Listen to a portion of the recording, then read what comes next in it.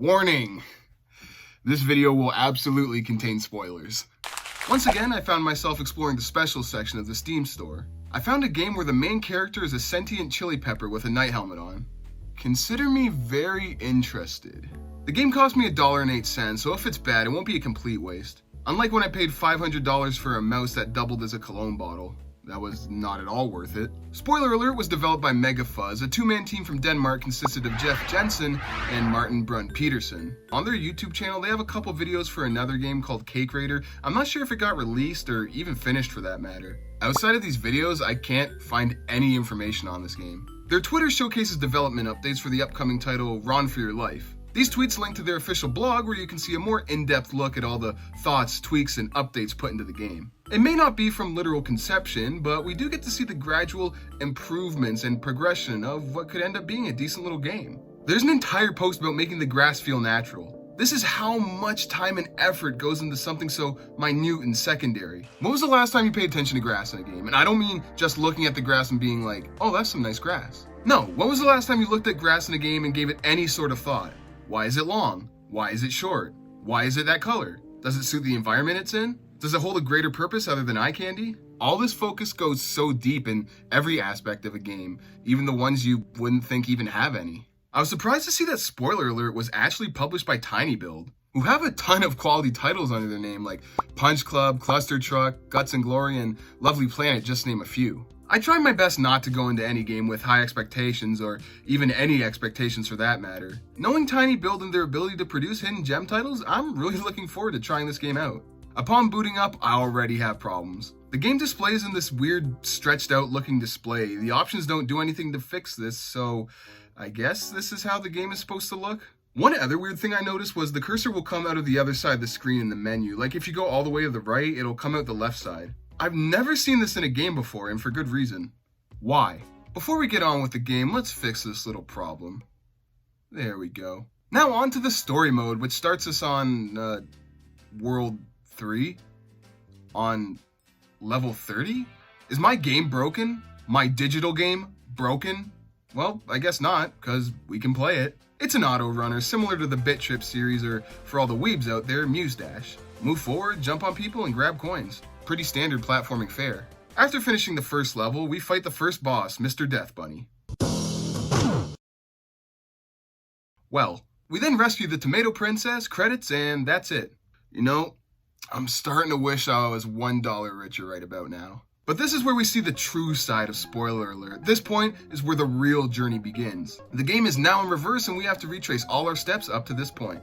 That means you'll ungrab any coins that have been collected and unkill enemies that have been defeated. Going against either of these will create a time paradox forcing you to restart the level. That makes two platformers I've reviewed, which include grabbing coins as an insta-kill. I hope this doesn't become a trend in games I'm choosing to review. The platforming norms being turned on their head isn't as excruciatingly difficult to conform to like it was in Default Dan, but Spoiler Alert still did a good job of making me mess up over and over purely based on instinct. Walking from the right side of the screen to the left feels so weird, it's kinda gross actually. It's like going over to a friend's house for some co-op gameplay. Your friend plugs in his beloved, well-worn but still functional controller and you get the banged up Mad Catz controller with no thumb grips and loose buttons. It's not really bad, but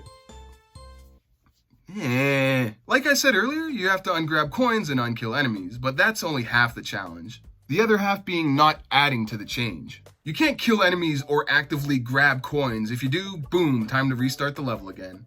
Gameplay from beginning to end has to be a exact perfect rewind of events that transpired before saving the Tomato Princess. Once I figured this out, a few things popped into my head, the first being, since we're starting from the end of the game, does that mean the game will get easier? And how do we get more in depth with this back in time shtick? Surprisingly, there's no simple answers to these questions. You're rewarded with gold, silver, and bronze ratings depending on how quickly you finish the level and how many times you have to restart. Look at this, there's no consistency to any of it whatsoever. Even if we rearrange the levels from beginning to end to beginning based on how good I did from best to worst, level difficulty would still feel absolutely random. Solely because of two things, level design and controls. You're probably thinking, how the hell can controls be bad in an auto runner where your main task is to simply jump? I don't want to say this game dropped my inputs a lot, but it did. I eventually transitioned from a regular A button press to a forceful Neanderthal-esque button smash.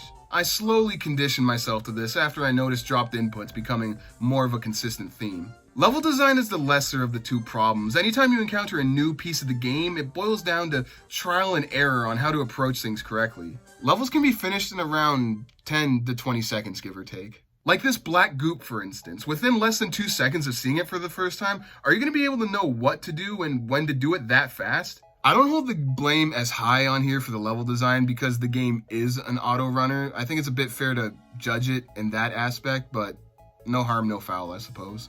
Although the game does go against its own gimmick by adding new mechanics and obstacles to overcome the longer you regress your progression, they're pretty unique and were really fun to play. Like jumping over enemy projectiles and then jumping again over them. It's a nice little 1-2 combo and feels quite satisfying when you pull it off. Power-ups are few and far between, but do a decent job of keeping things fresh. Upon reobtaining these upgrades, you have to unuse them as well, such as rolling, shooting fireballs, and throwing hammers, all of which are used by pressing right trigger on an Xbox controller.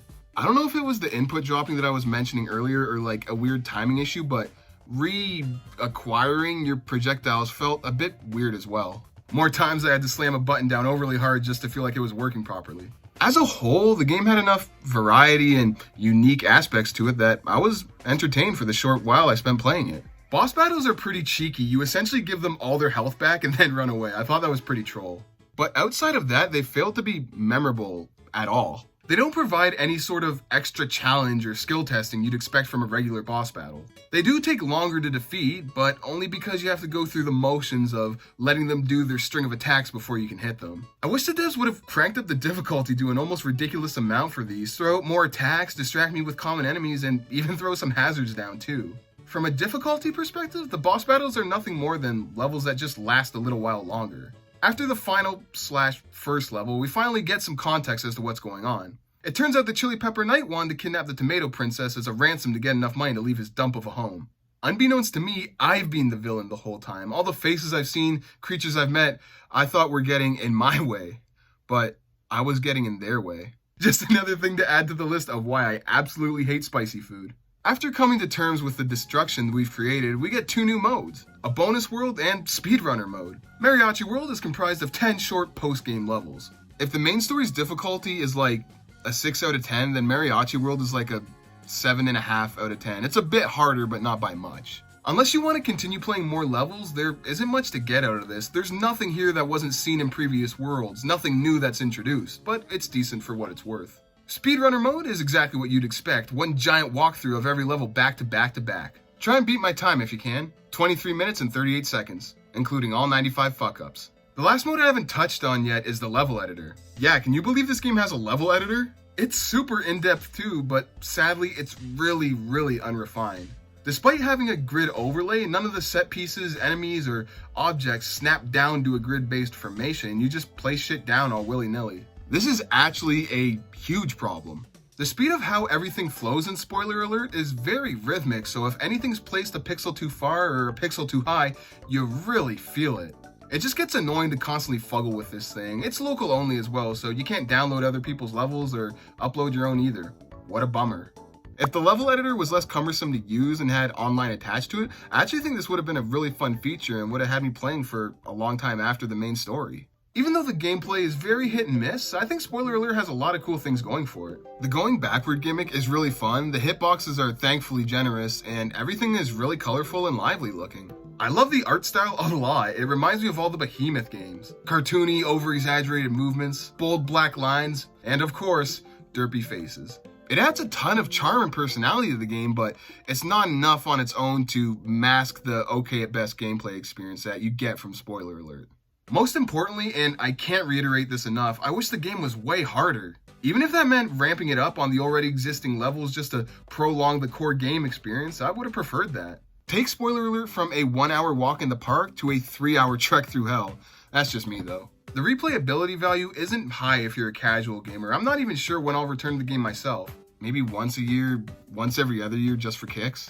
If you enjoy games where pinpoint accuracy and timing are the keys to victory, Spoiler Alert should scratch that itch. Or possibly if you enjoy games where the main character is a fruit. Yeah, you heard me. Fruit.